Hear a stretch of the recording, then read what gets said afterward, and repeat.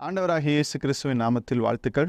மீண்டுமாக உங்களை இந்த சயின்ஸ் அண்ட் சயின்ஸ் நிகழ்ச்சி மூலமாக சந்திப்பதில் மிகுந்த மகிழ்ச்சி அடைகிறோம். இன்றைக்கும் நம்மத்தில் பிரதர் ரூபன் அவர்கள் வந்திருக்கிறாங்க. வைஸ்டா பிரதர் ப்ளீஸ். நாம் தொடர்ந்து இன்றைக்கும் சில முக்கியமான காரியங்களை விவாதிக்க போகிறோம். அநேக காரியங்களை அறிந்து கொள்ளப் போகிறோம். வாங்க நம்ம நிகழ்ச்சிக்கு கடந்து செல்வோம்.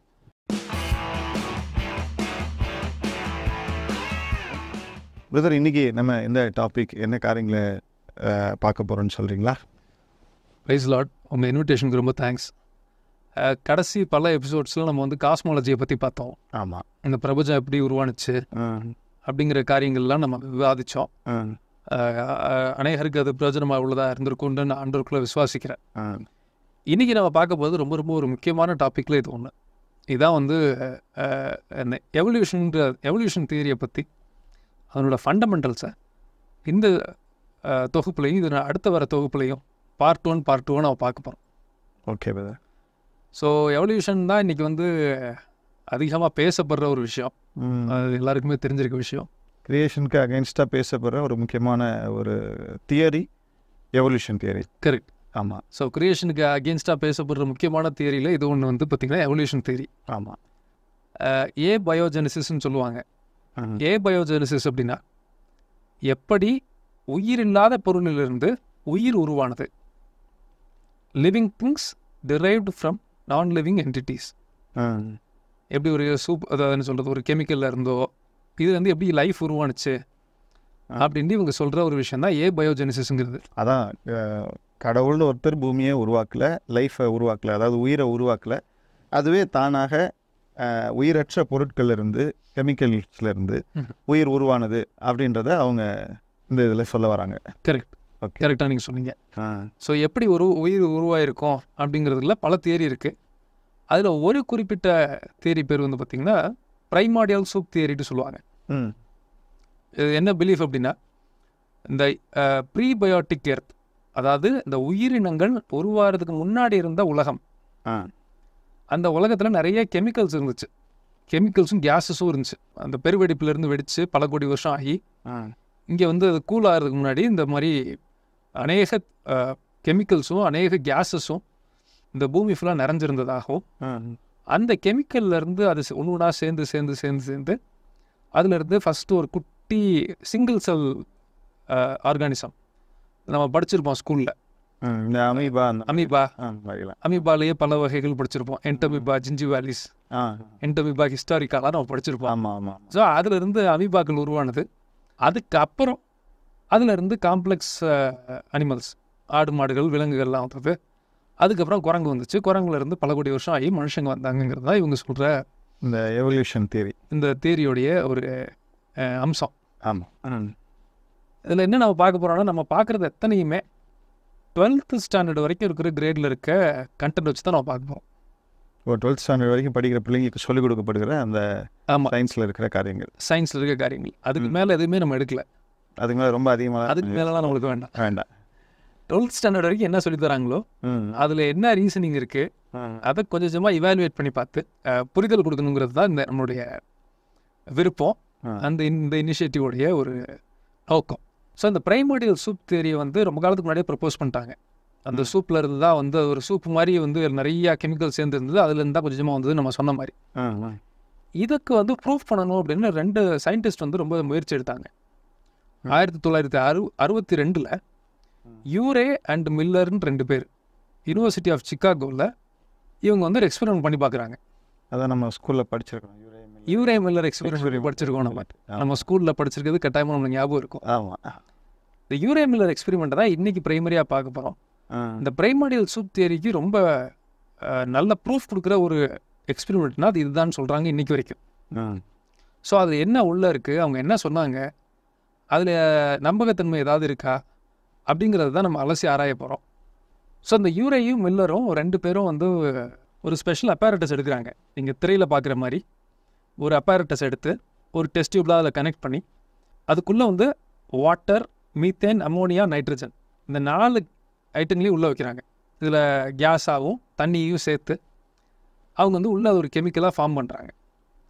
ஃபார்ம் பண்ணிவிட்டு ஏன் இதை இந்த 3-4 கெமிக்கல்ஸை போட்டாங்க, மீத்தேன் மாதிரியே மீத்தேனோ அமோனியாவோ இதெல்லாம் எதுக்கு ஆட் பண்ணாங்கன்னா, ஒரு பிலீஃப் இருக்குது. ப்ரீபயோட்டிக் நான் சொன்ன மாதிரி உயிர் வந்து நடமாட்டம் இந்த உலகத்தில் ஆரம்பிக்கிறதுக்கு முன்னாடி இந்த கெமிக்கல் தான் அதிகப்படியான கெமிக்கல்ஸ் இந்த உலகத்தில் இருந்துச்சு, அதனால் இந்த கெமிக்கல் நாங்கள் எடுத்துக்கிட்டோம் அப்படிங்கிற பிலீஃபில் அவங்க ஆரம்பிக்கிறாங்க. அதுவுமே ஒரு பிலீஃப் தான், அதுவுமே ஒரு கான்க்ரீட், அது இருந்திருக்கலாம் அப்படின்ற அது ஒரு தியரி தான், அது ஒரு தியரி தான், அது ஒரு பிலீஃப். ஸோ அந்த டைமில் இதுதான் வந்து இருந்திருக்கும். அதை எடுத்து உள்ளே போட்டு மின்னல் அடிச்சிச்சு வானத்துலேருந்து. மின்னல் அடித்தோன்னா அதுலேருந்து தான் வந்து சிங்கிள் செல் அமீபாலாம் ஃபார்ம் ஆயிருக்கு அப்படிங்கிறத ப்ரூவ் பண்ணணுங்கிறதுக்காக இவங்க இந்த எக்ஸ்பெரிமெண்ட்டை பண்ணுறாங்க. எக்ஸ்பெரிமெண்ட்டை பண்ணும்போது இந்த நான் சொன்னேன் இல்லையா, இந்த கெமிக்கல்ஸ் இது எல்லாத்தையும் போட்டு வேக்யூம் க்ரியேட் பண்ணி அதுக்குள்ளே வந்து இருக்கிற காற்றெல்லாம் எடுத்துகிட்டு இதை மட்டும் ஆட் பண்ணிவிட்டு தண்ணிலாம் சேர்ந்து ஹீட் பண்ணுறாங்க.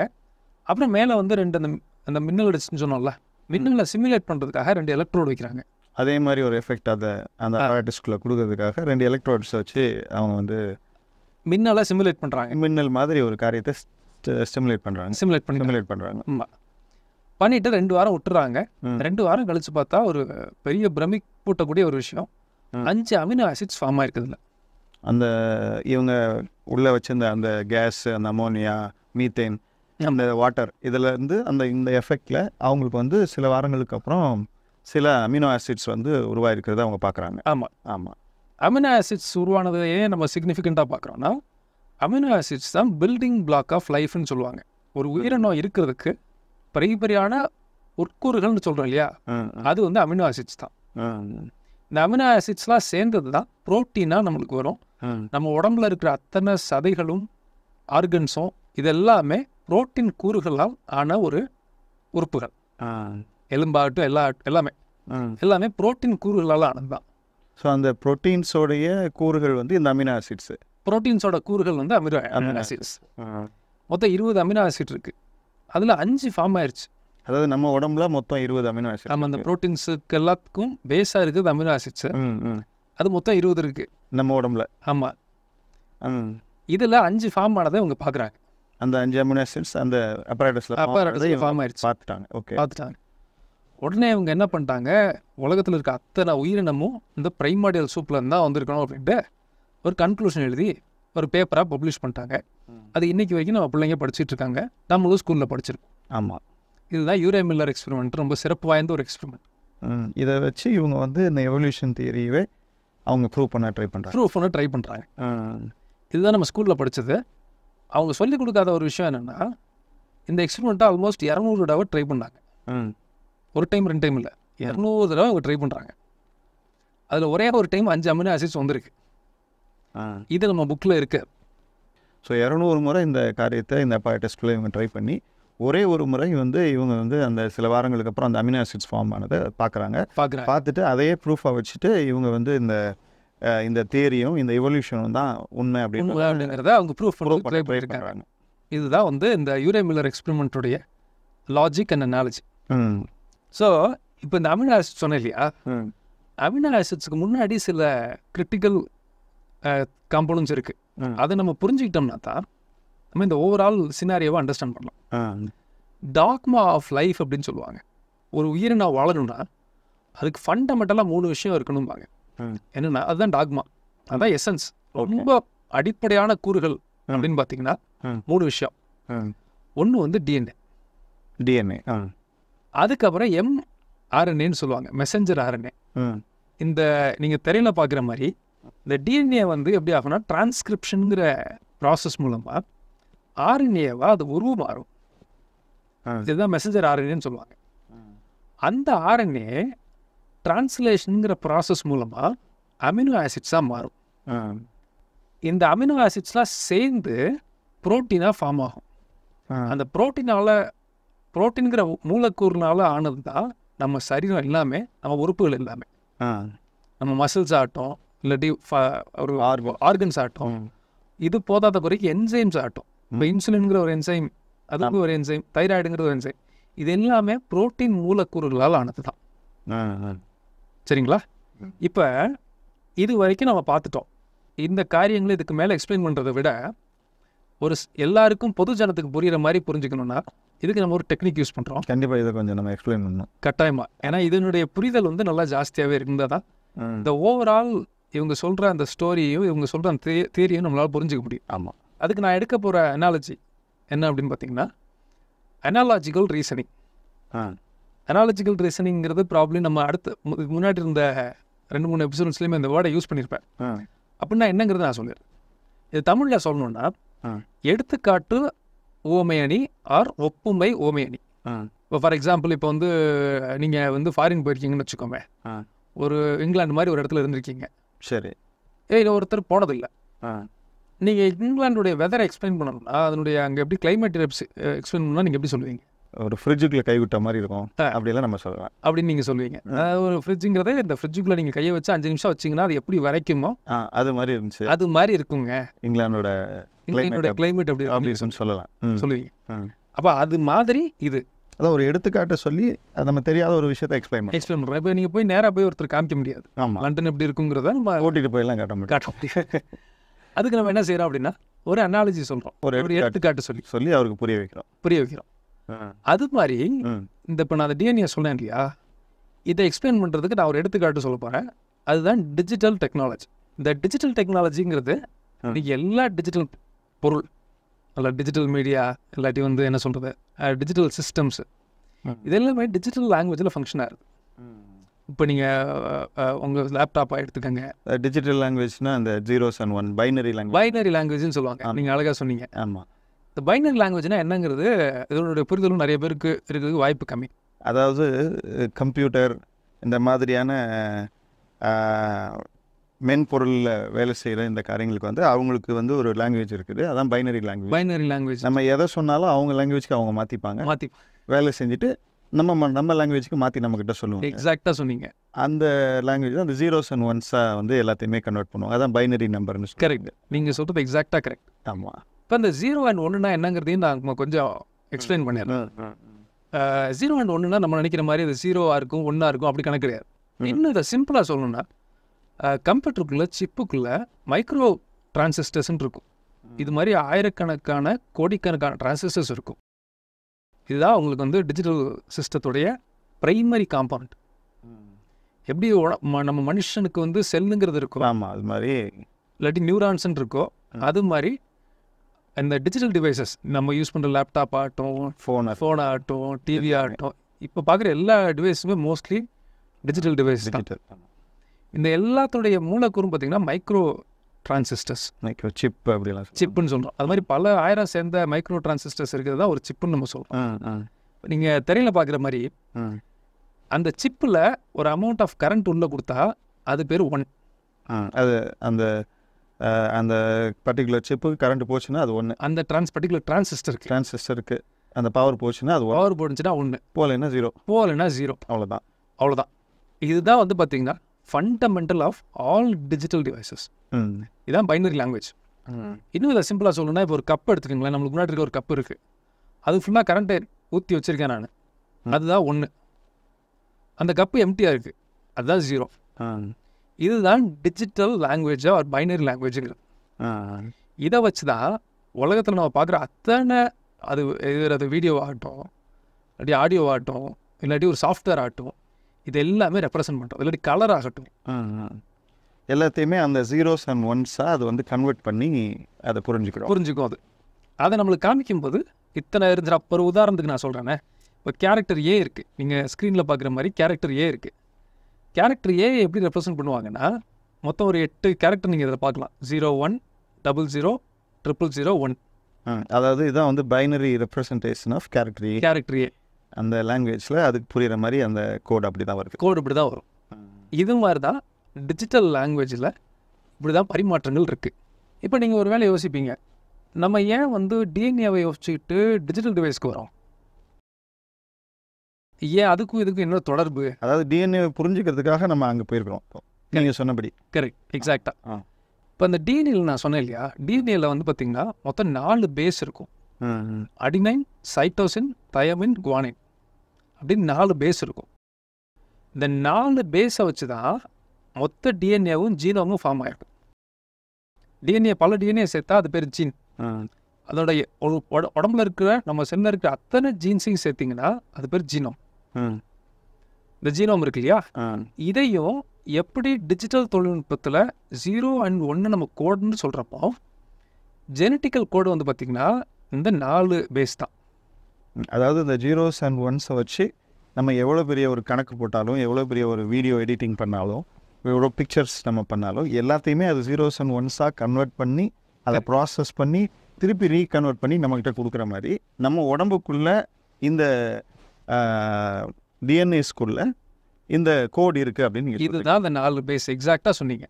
அடினைன், சைட்டோசின், தயமின், குவானின், இந்த 4 கெமிக்கல் பேஸ் தான் டிஎன்ஏவோட ஃபண்டமெண்டல் கோடு. இப்போ ஃபார் எக்ஸாம்பிள் நம்ம மூஞ்சி வந்து இந்த கலர் வர்றது, இல்லாட்டி இந்த முடியோட கலர் வர்றது, நம்ம கண்ணோட கலர் வருது.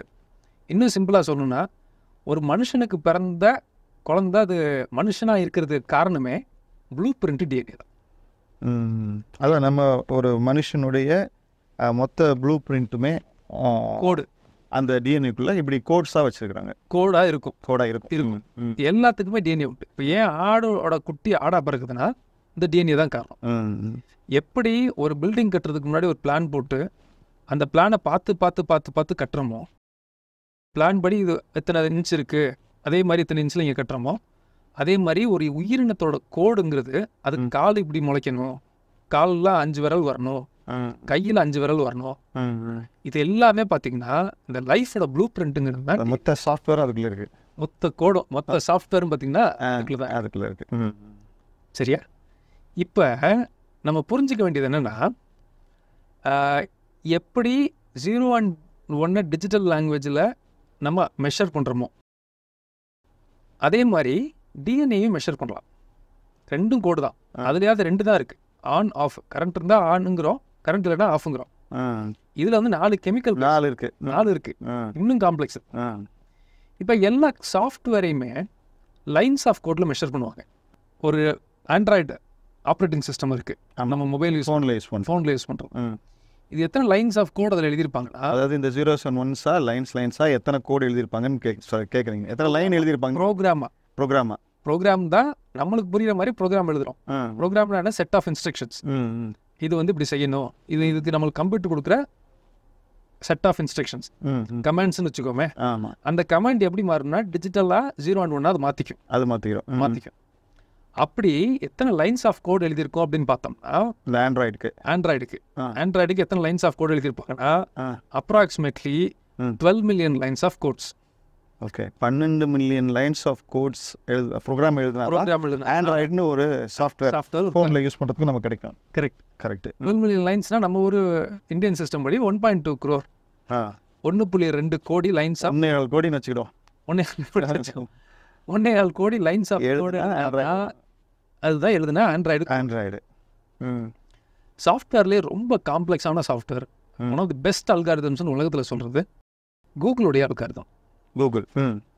கூகுளுடைய அத்தனை இதையும் சேர்த்தா, கூகுள் மேப்ஸு, கூகுள் சர்வீஸ் அத்தனையும் சேர்த்திங்கன்னா அது மொத்தம் எத்தனை லைன்ஸ் ஆஃப் கோட் இருக்கும்னா somewhere around 2 billion lines of codes இருக்கும். 2 billion லைன்ஸ் ஆஃப் கோடு. 1 பில்லியன்னா 100 கோடி. அப்போ 200 கோடி லைன்ஸ் 200 கோடி லைன்ஸ் எழுதுனா தான் அந்த கூகுளோட இது அப்ராக்சிமேட்டாக 200 கோடி லைன்ஸ் ஆஃப் கோட்ஸ் வந்து எக்ஸிக்யூட் ஆகுறதுனால தான் கூகுளோட அத்தனை ஜிமெயில் ஆகட்டும், இல்லாட்டி ஜி மேப்ஸ் ஆகட்டும், கூகுளில் பல சர்வீஸ் இருக்கு இல்லையா, யூடியூப் ஆகட்டும், இதெல்லாம் வந்து ஃபங்க்ஷன் ஆகிறதுக்கு அதுக்கு பின்னாடி இருக்க இன்ஸ்ட்ரக்ஷன்ஸோட lines of code 2 billion lines. 200 கோடி லைன். எத்தனை 1000 பேர் எழுதியிருப்பாங்க. ஆண்ட்ராய்டுக்கு 1.7 கோடி, கூகுளுக்கு 200 கோடி. கூகுள் எல்லாத்தையும் சேர்த்தானா 200 கோடி லைன்ஸ். அதே மாதிரி இதே லாஜிக்கில் நான் டிஎன்ஏ கோடுன்னு சொன்னேன் இல்லையா, அடினைன், சைட்டோசின், தைமின், குவானின். ஆமாம். இதை எழுதணும்னா அதனுடைய லென்த்து பார்த்திங்கன்னா 3300 பில்லியன் லைன்ஸ் ஆஃப் கோட்ஸ் இருக்கும். அதாவது ஒரு மனுஷனுக்கு சொல்கிறீங்க, ஒரு மனுஷனுடைய உடம்புக்கு தேவையான அந்த கோடை நம்ம இந்த 4 ATGs வச்சு எழுதுனோம்னா 3300 பில்லியன் லைன்ஸ் ஆஃப் கோட்ஸ் இருக்கும். Billion lines of code. 1 பில்லியன்னா 100 கோடி. ஆமாம், 3300 மில்லியன் இன்ட்டு 100 கோடி நீங்கள் கோடி வச்சு அவ்வளோ லைன்ஸ் எழுதினா தான் ஒரு மனுஷனுடைய உடம்பு உருவாகிறதுக்கு தேவையான ப்ளூ பிரிண்ட் ரெடியாக இருக்கும். அந்த ப்ளூ பிரிண்ட்டை வச்சு தான் இந்த டிஎன்ஏ என்ன பண்ணுன்னா மெசஞ்சர் ஆர்என்ஏட்ட கொடுத்து அந்த மெசஞ்சர் ஆர்என்ஏ ஃபர்ஸ்ட் நான் சொன்னேன் இல்லையா அமினோ ஆசிட்ஸை கிரியேட் பண்ணும். அந்த அமினோ ஆசிட்ஸ் கூறுகள்லாம் சேர்ந்தது தான் அதுக்கப்புறம் புரோட்டீன் உண்டாகி அதுதான் பாடியெல்லாம் உண்டாகும். Building blocks of. இவங்க என்ன சொல்கிறாங்க, கூகுளோட 1600 மடங்கு மினிமம் காம்ப்ளெக்சிட்டி இருக்கிற ஒரு கோடு மின்னல் அடிச்சு அதுவாக சேர்ந்து சேர்ந்து சேர்ந்து சேர்ந்து 300-400 கோடி வருஷத்தில் அதுவே உருவாயிடுச்சு. அதுவாக உருவாயிடுச்சுங்கிறாங்க. இதை நம்ம நம்புறோம். இதை நம்ம நம்புறோம். நம்மளுங்கிறது மட்டும் இல்லாமல் நம்ம ஸ்கூலில் படிச்சுட்டு இருக்கிறோம், நம்ம பிள்ளைங்களை படிக்க வைக்கிறோம். இந்த அனாலஜி இருக்கு இல்லையா, இதுதான் யூரேமில் ட்ரை பண்ண அனாலஜி. இப்போ இன்னும் கொஞ்சம் புரிஞ்சுக்கிறதுக்கு இன்னொரு எக்ஸ்டென்சிவாக பார்ப்போம். நீங்கள் தான் ப்ராஜெக்ட் மேனேஜர்னு வச்சுக்கோங்க. நீங்கள் தான் ஒரு சாஃப்ட்வேர் கம்பெனியோட ப்ராஜெக்ட் மேனேஜர்.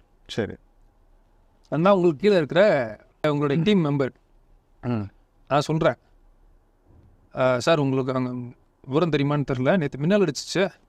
மின்னல் அடிச்சு இந்த மைக்ரோ கண்ட்ரோல்லாம் 001 மின்னலில் பவர் இருக்குது, கரண்ட் இருக்குது. ஆமாம். இந்த மைக்ரோ டிரான்சிஸ்டர் சொன்னேன் இல்லையா, அதில் ஒரு மின்னல் அடித்ததில்ல பாதி ஒரு சில மைக்ரோ கண்ட்ரோல் 1ஆகவும் இன்னொரு மைக்ரோ கண்ட்ரோல் 0ஆகவும் மாறிடுச்சு.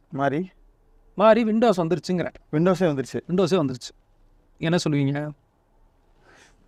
அதை மொழியில் இப்போ சொல்ல முடியாது. இவங்க சொல்கிறாங்க இல்லையா அனாலஜி, லெட்ஸ் அஸ்யூம் உங்கள் கம்ப்யூட்டரில் மைக்ரோ டிரான்சிஸ்டர்ஸ் இருக்குது, மின்னலில் கரண்ட்டும் இருக்குது. கரண்ட்டு தான் வந்து ஒரு டிரான்சிஸ்டரில் போய் உட்காந்துச்சுன்னா அது பேர் 1, இன்னொரு டிரான்சிஸ்டரில் உட்கார ஆரம்பிச்சுன்னா அது பேர் 0. இதுதான் டிஜிட்டல் லாங்குவேஜ். கோடே எழுத வேண்டாம். மின்னல் அடிச்சிச்சு, ஒரு சில மைக்ரோ கண்ட்ரோல் 0ஆகவும் ஒரு சில மைக்ரோ கண்ட்ரோலும் சார்ஜ்னால 1ஆகவும் மாறி விண்டோஸ் வந்துருச்சு. இதுதான் அவங்க சொல்ற லாஜிக். இதை நம்ம மின்னல் அடிச்சதுல 4 அமினோ ஆசிட்ஸ் வந்துருச்சுங்கிற ஒரே காரணத்துக்காக இவங்க கன்க்ளூஷன் என்ன எழுதிட்டாங்கன்னா, every life on earth derived from the primordial soup. Amino acids வந்தது உண்மைதான், இல்லைன்னு நான் சொல்லலை. மின்னல் அடிச்சு விண்டோஸ் வராதா? அமினோ ஆசிட்ஸ் வந்து இப்போ இவ்வளோ பெரிய மனுஷனே உருவாக்கிட்டான்னா 3300 பில்லியன் லைன்ஸ் ஆஃப் கோட் இருக்கிற ஏஜிசிடி வந்துரும்னா மின்னல் அடிச்சு ஏன் விண்டோஸ் வராது? தாராளமாக விண்டோஸ் மாதிரி 4 சேர்ந்துல வரணும், எல்லாமே வரும். ரொம்ப அழகாக சொன்னீங்க பிரதர். இப்போ சொன்னோம் இல்லையா, இந்த லாஜிக்கும் அந்த ஒப்புமைன்னு சொன்னேன் இல்லையா, ஓமையணி ஒப்ப அனாலஜிக்கல் ரீசனிங், இவங்க சொல்கிற லாஜிக்கும் இப்போ நான் சொன்ன லாஜிக்கும் 100% சேம். நம்ம ஒன்றும் மிகைப்படுத்தி சொல்லுவோம். ஆமாம். இது நடக்க முடியும்னா கோடை எழுதாமல் மின்னல் அடித்ததில் விண்டோஸ் வர்றது ஈஸி. ஆனால் இதை சொன்னால் நம்மளை ஒரு மாதிரி பார்க்குற சமூகம் அதை சொன்னால் அமைதியே கேட்டுக்கும். ஏன்னா அது என்னென்னு புரியாது முழுசா. ஆமாம், நீங்கள் புரியுற மாதிரி சொல்கிறீங்கள, அவங்க புரியாத மாதிரி சொல்கிறாங்க. புரியக்கூடாதுன்னு தானே சொல்கிறது. ஸோ இதுதான் வந்து இந்த யூரே மில்லர் எக்ஸ்பெரிமெண்ட்டோடைய ஃபவுண்டேஷன். இதுதான் வந்து இந்த பிரைமார்டியல் சூப் தியரியுடைய அடிப்படை தத்துவம், ஆர் அடிப்படை பிலீஃப். நீங்கள் நம்பித்தான் நான் சொல்கிறாங்க, ஆனால் அதை நம்புற மாதிரி இல்லை. நம்ம ஸ்கூலில் படிக்கிறோமே, இதே லாஜிக் தான். இதுதான் வந்து பல காலமாக படிச்சுக்கிட்டு இருக்கிறோம். இதுதான் வந்து இப்போ நம்ம ஏன் வந்து பைபிள் எல்லாரும் ஸ்ட்ராங்காக சொல்லுது, கடவுள் இல்லை என்று மதியினன்னு சொல்லுவானாக அப்படின்னு வாசிக்கிறோம். ஏன் சொன்னுச்சுன்னு புரியுதா? இதான் ரீசன் இருக்கு. இப்போ இதை வந்து டிஎன்ஏவையும் இந்த டிஜிட்டல் கோடையும் நான் கம்பேர் பண்ணது நானாக மட்டும் கம்பேர் பண்ணல, இதை சொன்னது பில்கேட்ஸ் சொன்னார். The most complex code human beings ever seen is the code of DNA. பில்கேட்ஸே சொல்லியிருக்காரு. ஸோ இதுதான் வந்து பிரைமார்டியல் சூப் தியரியுடைய ஒரு அடிப்படை நம்பிக்கை, அடிப்படை ரொம்ப இன்ட்ரெஸ்டிங்காக, ரொம்ப நல்லா புரிகிற மாதிரி நிறைய விஷயங்களை அழகாக சொன்னீங்க, ஒப்புமைப்படுத்தி சொன்னீங்க. நம்ம தொடர்ந்து அடுத்த தொகுப்பில் இன்னும் நம்ம டீட்டெயிலாக இந்த காரியங்களை பார்க்கலாம். தேங்க்யூ.